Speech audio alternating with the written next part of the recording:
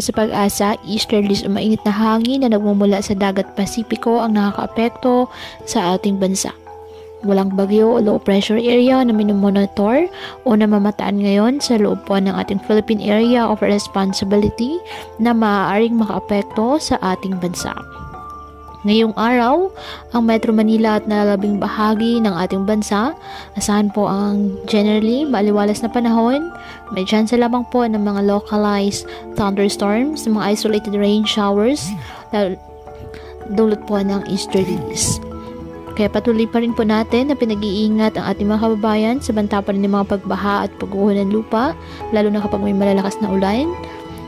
At ugaliin po na magdala palagi ng payong o kahit anong panangga sa ulan o kaya naman sa init ng araw kapag lalabas po ng ating mga tahanan. At yan po muna ang update sa lagay ng panahon ngayong araw. Muli patuloy po tayo na mag-ingat at palaging tandaan, God loves. Stay safe.